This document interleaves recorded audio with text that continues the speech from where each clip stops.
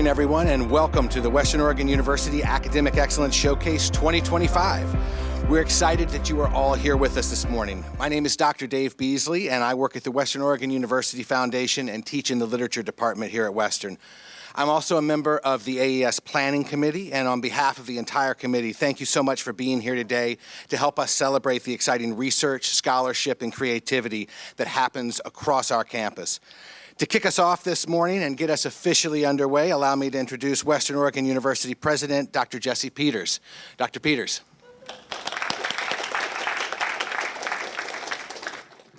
Good morning, everyone. I'm a little bit under the weather with a cold and have an odd sounding voice, so bear with me. I did not want to miss this event.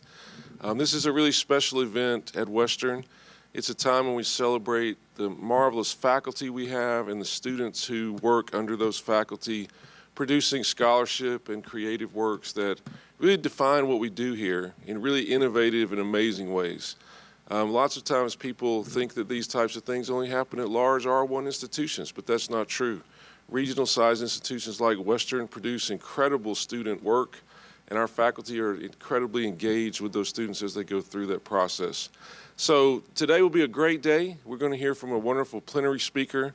We're going to have poster sessions. You can access the schedule online. You can get information out here in the lobby. And I hope that you share with your colleagues on campus that they should come and check out the student work and hear some presentations, look at some posters, and have a great day celebrating what we do here at Western Oregon University. So thank you all for coming. It's my pleasure. Wouldn't miss it for the world.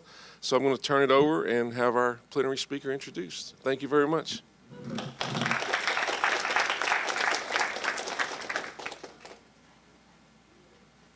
All right, thank you so much for being here, Dr. Peters. We are very appreciative of that, and thank you for getting us off to a great start. It's my pleasure to announce our first of three speakers this morning now.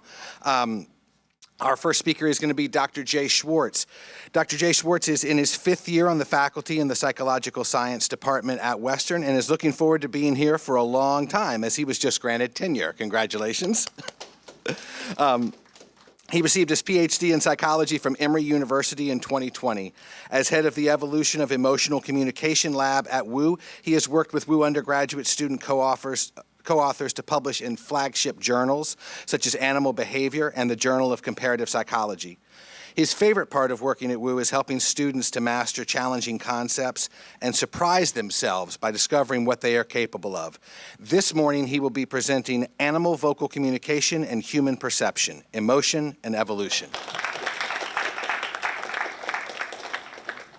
Thank you, everyone, for being here. It's an honor to be able to present some of my work with you all this morning.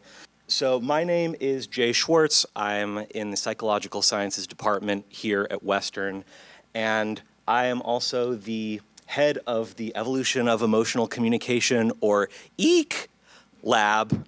Thank you. And today I'm going to be giving you a little bit of a whirlwind tour through some of the work that I have done in collaboration with some of our fantastic undergraduate students here at Western.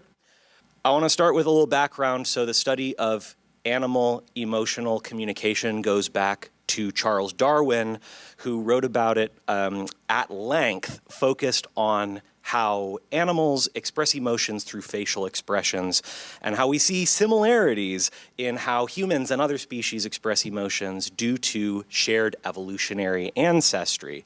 But of course, communication isn't just limited to facial expressions, and my research is focused on vocal communication. And so here are some of the questions that drive my research. Number one, how do emotions affect the sound or the acoustics of the voice? Number two, how universal are those patterns, not only across people, but also across species, across the tree of animal life? Number three, do those universalities facilitate cross-species communication and human understanding of animals?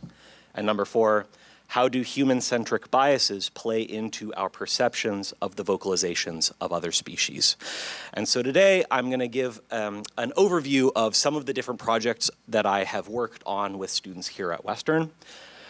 I want to start with this first question: how do emotions affect the acoustics of the voice? So let's say I'm getting really nervous because I have this really important talk at the Academic Excellence Showcase, and there's going to be a lot of people in the audience.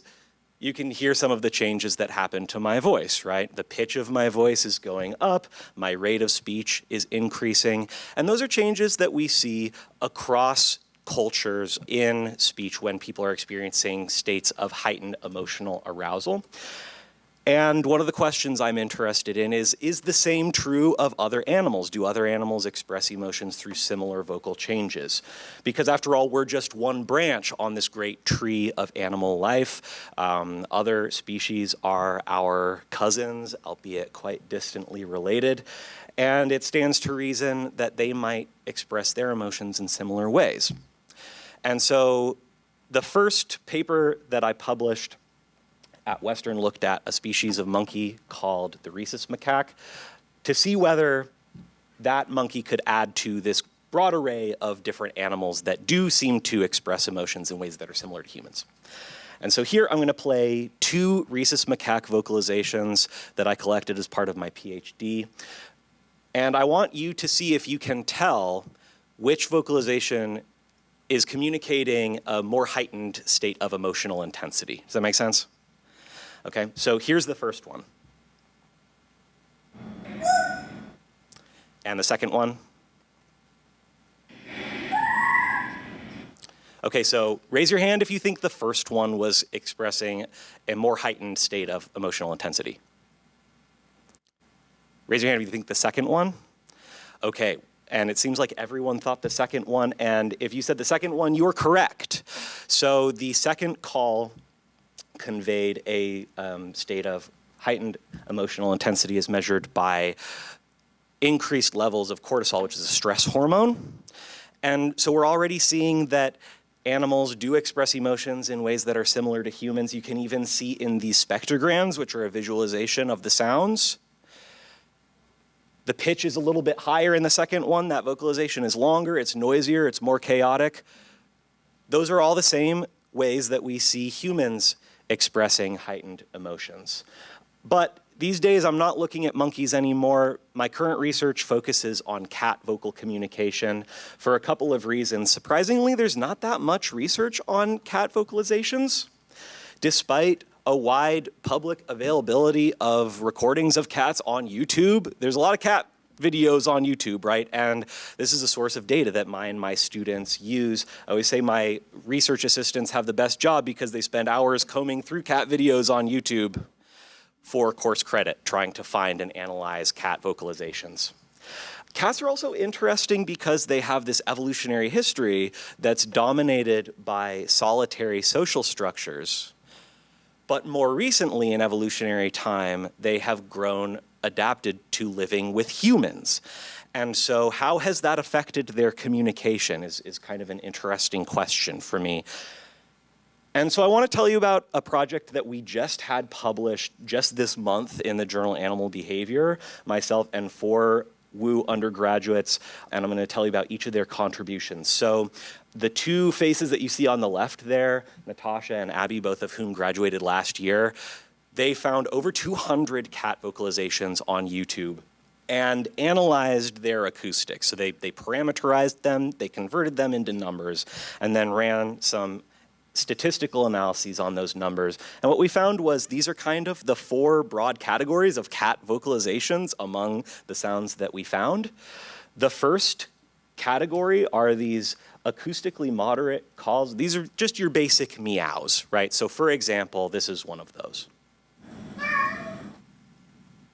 The second class are these shorter, higher pitched vocalizations that the literature calls chirps. So there's actually 3 in there. You can hear them very short, very high pitch. The third category are lower pitched, noisier, and they're kind of shaky, or we would say they're amplitude modulated, they're frequency modulated, and you'll hear that here. The literature calls these tweedles, and so that's the term that I'm going to use. Hear that? And then the fourth category are these more variable, more chaotic vocalizations, including shrieks and trill meows and this howl. So according to these analyses that I and Nat and Abby did, we identified these as kind of the 4 general classes of cat vocalizations, but we also wanted to look at how people perceive those vocalizations. And this is where the other 2 faces, Rachel and Veda, who are both graduating this year, come in. They conducted a study where they put those vocalizations into an online survey and had people listen to them and rate their perceptions of the emotions conveyed by those vocalizations. And what they found was that, so those chirps, those higher pitch, shorter vocalizations, which are here in green, were perceived as calmer, so lower on the left and more positive, higher up on the right. The shrieks and similar vocalizations were perceived as higher in intensity and more negative. And that aligns with what we see in terms of the context and the behaviors in those videos, at least anecdotally, although that's something that we still need to code and analyze in a more formal way. But it suggests that humans are sensitive to the emotions communicated by cat vocalizations. However, we're not perfect at this. We are humans, and we have human biases that do come into play in our perceptions of the vocalizations of other species. And so another study, which I conducted with 2 WU alumni, Kaylee and Alex, they were students at the time, they graduated in 23, which was published last year, looked at the pitch rule, where humans tend to perceive vocalizations that are higher in pitch as conveying a heightened emotional state. So we took vocalizations that my students modified, like this cat vocalization, which we pitched up so it sounds like this, or this frog croak, which we pitched down so it sounds like this. And we had people listen to those. And what we found was that the higher pitch vocalizations were perceived as conveying a heightened emotional state at a significantly above chance level, as indicated by these bars falling above that dotted line. And they did that across the board. And that works for animals that are closely related to us evolutionarily, like monkeys, and even other mammals like cats. But interestingly, they applied this rule to vocalizations of frogs and crickets, even though those species, their pitch of their vocalizations has nothing to do with their emotions, is tied to their body size. And so that is a bias that can lead us to accurate interpretations or inaccurate interpretations, depending on our evolutionary relatedness to the species that we are perceiving. So just to sum up here, most mammals, including humans, communicate emotions via similar vocal patterns, highlighting our shared evolutionary ancestry, that we all come from this common ancestor. But there are many species and nuances left to understand, and so that's what I and my students are going to continue looking at. These shared ways of communicating emotions can support accurate perceptions of other species' vocalizations, but our perceptions can be biased by human biology and culture, and that's also something that my students and I are going to continue to examine. So with that, I want to thank you all for being here, and I want to extend my infinite gratitude to all the students who I've had the opportunity to work with here at WU, many of whom are co-authors on publications and presentations related to the work that I've shared today, and a couple of whom are graduating this year, so congratulations to them as well. Thank you all.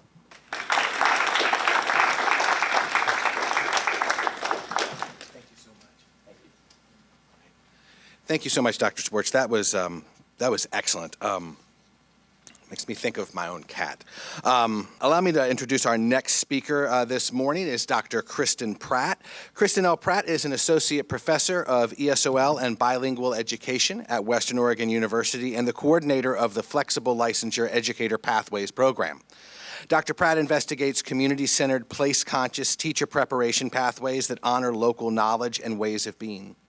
Her research scrutinizes the systemic structures and institutional frameworks that impact educational access for aspiring educators in non-metropolitan communities. Through critical ethnographic models, her work aims to transgressively transform these established frameworks to foster educator thriving and sustainability. Dr. Pratt.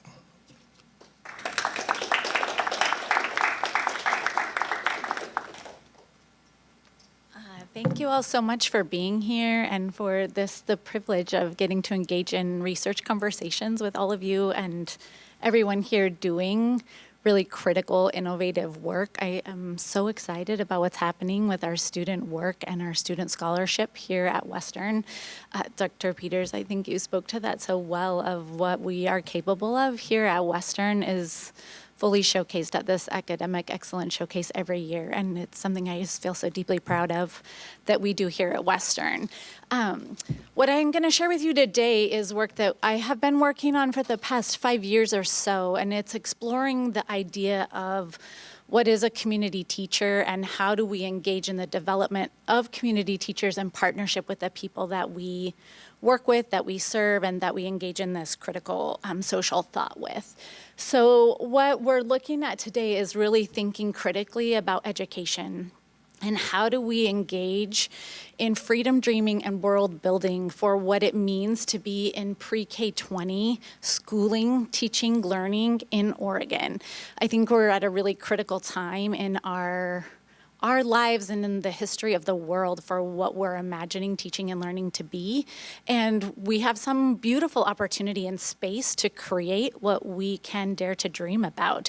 So in this ethnographic study, we have been partnering. I say we because in this kind of work, it's a massive group of people that are collectively working together to do the work. I think we have the privilege at institutions of higher ed to be writing grants, to be writing research, but the work is never by yourself. And there's this collective we that has been engaged in this work way before me, will be way after me, and we're continuing to think critically about it.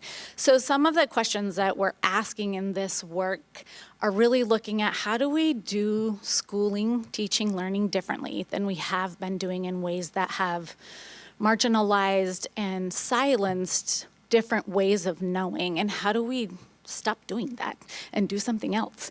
And so what we have been thinking through in this community teacher model is the idea or the notion of building a lab school where we can engage more intimately in how novice teachers are apprenticed.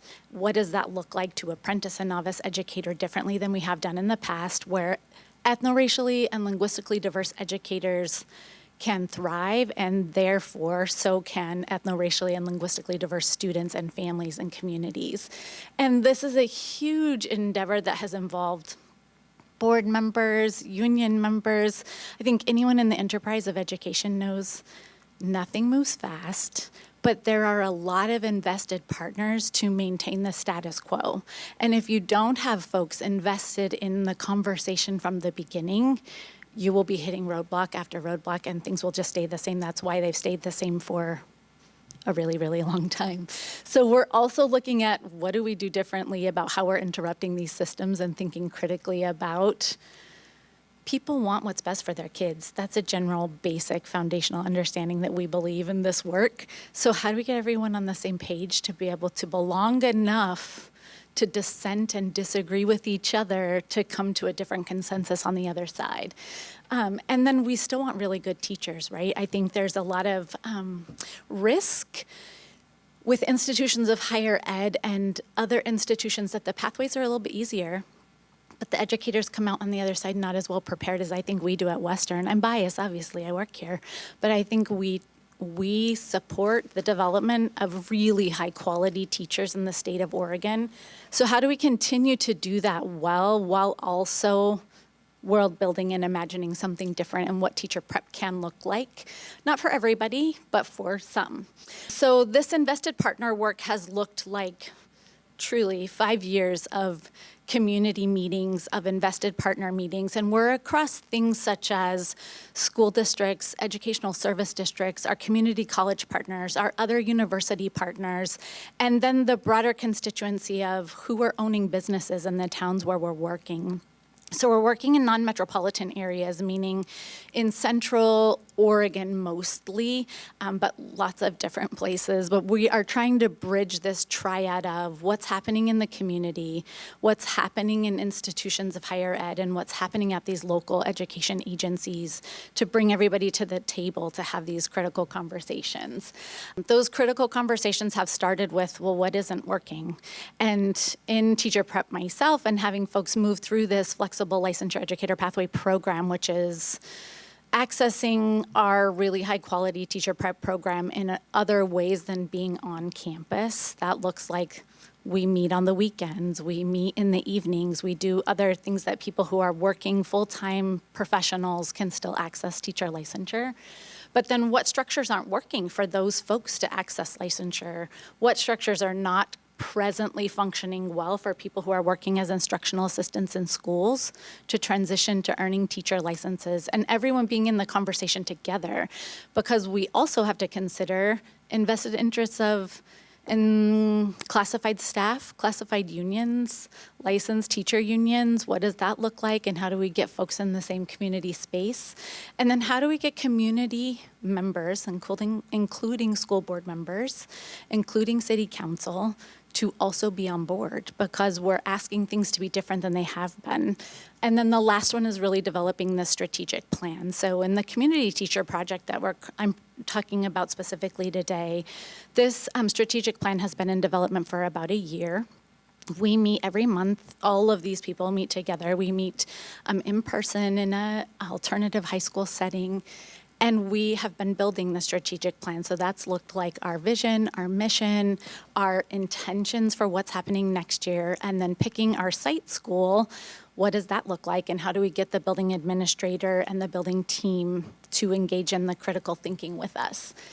We're working through these critical frameworks of really sitting with the ways that as a culture we other people, and how have we been engaging in othering in teacher preparation, and what do we do differently to create spaces of belonging, to create structures of community where people can thrive that have historically been isolated from thriving in those spaces. One of the theoretical frameworks is really looking at how do we sincerely see other people and center their gifts. And on the surface, that sounds accessible, but it's much easier. I think we all see the critical parts or people's limitations or things that people aren't doing well much easier than we can center their gifts. So it's included surveying people for what do you perceive your gifts to be and how can those contribute to the work we're doing, but also how are other people engaging with your gifts. And then the last one is really how are we bridging? So in non-metropolitan areas in Oregon, but I would say likely not only in Oregon, there are big gaps in what people value in what it means to be a community teacher. So how do we bridge the gaps of those values in ways that people can sit in a conversation together and come together to a shared understanding of here's what we can all agree on where we have common ground, and then we can move forward in the ways where we disagree. Much easier said than done to disagree civilly in our current world. So this has been a lot of invested relationship work to create spaces where people can actually disagree and then have difficult conversations. And it's still in progress, if I can say that in transparency. I'm working on being able to disagree with each other. So far, we have moved 97 teachers through this community teacher project. We're still working on ways that we're creating spaces of belonging in this project. I think not everyone is experiencing belonging, and that's the goal. It is maybe altruistic to have a goal of 100% of people feeling like they belong, but it is the goal that everyone feels like they have a place to belong and can thrive. We have engaged in listening sessions with hundreds of people, analyzing what that data says, and then changing curriculum, changing the way we're engaging in what we're offering as a response to those sessions. We've built an advisory board that guides us and holds us accountable to what we say we want to do.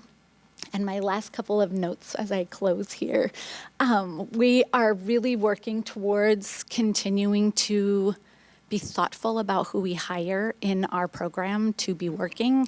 We are working thoughtfully towards what that looks like with our partners in our community colleges, with the change in the landscape of what licensure looks like in Oregon. And we really believe that there is an opportunity to interrupt a scarcity model and to be collaborative in how we're doing the work. So we partner really closely together in the work.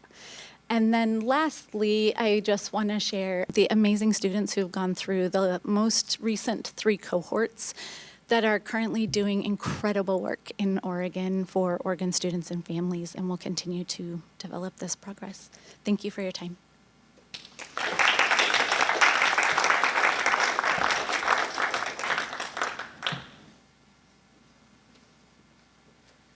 Thank you so much, Dr. Pratt. Really two really excellent presentations to start us off here. One of the things that we were sort of chatting about in this is sometimes the Academic Excellence Showcase has a theme, and this year we decided our theme was going to be really interdisciplinary, but I think what's emerging here is a sense of community, and I think our next keynote speaker here is going to really put that home for us. So it's my pleasure to introduce Michael Larson, our keynote outside speaker for today. He is a storyteller, documentary filmmaker, and visionary. The founder and executive director of Humans for Housing, a nonprofit based in Portland with the mission to uphold the inherent worth of all humans through storytelling, community engagement, and unrelenting advocacy for stable housing.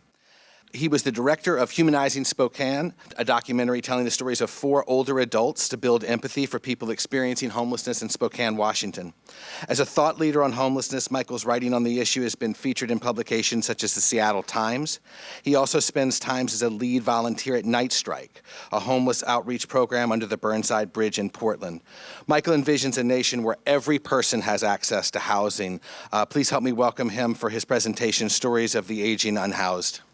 Michael.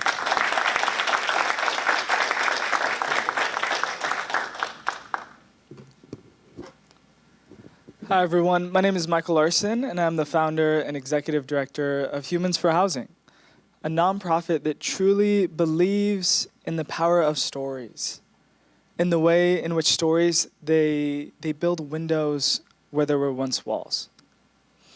So I'm here today to talk about an issue that not a lot of people actually know about. That older adults who are 55 and older are the fastest growing demographic of those that are entering into homelessness today. Back in 2019, there was a researcher, his name's Dennis Culhane, out of the University of Pennsylvania, and he predicted that by 2030, this population of older adults entering into homelessness would actually triple. And sadly, as a country, we are on pace for that to happen. So a good friend of mine, his name's Davey Shop. He's an incredible storyteller and filmmaker, and he's the one who I had the privilege of producing No Place to Grow Old with. He directed the film. And I remember we were in Portland and we were in the pre-production process of knowing that we wanted to make a film about homelessness and humanizing people and sharing their stories. But we kept on encountering this data of older adults being the fastest growing demographic. And we talked a lot about how no one was talking about this. And so this film, No Place to Grow Old, is actually the first documentary that tells this story. And as we produced it, we released it in September of this last year. And now we just hit 80 community screenings of the film this past week. So the film is striking a chord in communities all across the Pacific Northwest. And now we've had the opportunity to bring the film across the country. And this is something that is happening in every community across the country, and also in Portland, but also across the state as well. We've done screenings in Corvallis, and I remember talking with organizations and folks there who are seeing this uptick of older adults, and they're having to shift their services and their shelters and how they do homeless services because of this demographic shift as well. And so I want to share just a little bit of my own story with you all. A little bit about myself is I grew up in the foster care system. I was 2 years old when me and my 2 siblings entered into foster care. We moved around about 7 different homes, before, when I was 12 years old, 10 years later, there's a single mother who had 2 kids of her own that made the decision to adopt us. And so I remember that day like it was yesterday. There's a photo of me and my siblings along with my adopted mom, and there's a judge at the courthouse who banged the gavel, essentially pronouncing us officially a family. Yeah, and that day makes me emotional because that was a day that marked stability in my life. And as a village of support came alongside my mom, and great teachers and coaches and mentors, I had the opportunity to go to Gonzaga University and in Eastern Washington, and had no idea what I wanted to study, but I studied sociology and learned about different social issues and things like homelessness. One of the things that I learned is that about 40% of kids that age out of foster care will end up experiencing homelessness as an adult. And only about 6% of kids who've ever experienced foster care, or 6% of kids who have experienced foster care will ever get their bachelor's degree. And so my siblings and I have had incredible opportunities to pursue our higher education and get our bachelor's degrees. But there was also in college this deep conviction of what I get to experience pursuing higher education is something that so many kids that have been through what I've been through would never have the opportunity to do. And so I got really involved in serving people experiencing homelessness in Spokane, Washington, and serving people at shelters, doing different meal programs, and I got to hear these people's stories. There's a man named Tim who had 8 rings on his hands, so 4 on each hand. And one of the things he told me that is he had a number of things that contributed to why he was experiencing homelessness, but since he had been homeless for a number of years, and he said that these rings were the only possessions that he still had because of all the camp sweeps that would happen every few months. And then we heard many other powerful stories just like his, and also got to see the experience of what happens when we dehumanize a population of people. So my senior year, I got to produce a film called Humanizing Spokane. And it was just telling 4 people's stories in Spokane, Washington, who had a history or who had experienced or were currently experiencing homelessness. And we had a couple major screenings across the city as the goal was to educate folks and also tell their stories and humanize. In this film, my senior year of college was a lot of the root of the work that I get to do today at Humans for Housing. And this film really is the first product or initiative of our organization, now just on a bigger scale. And I think if there's anything that I can share, it's that stories have a way of, when you share the stories behind the statistics, it hits so much deeper at an emotional level for people. And especially with the issues that we have today, and there's so many studies about injustice and things, and that's all important, and we need to continue to study those things. But then when you layer those stats and the data behind stories by the people most impacted, that's where this magical thing happens, where it moves people to the point of action.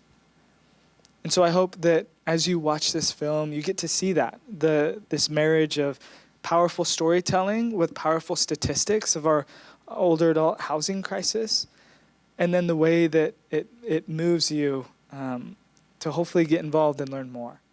So with that, I hope you enjoy the film.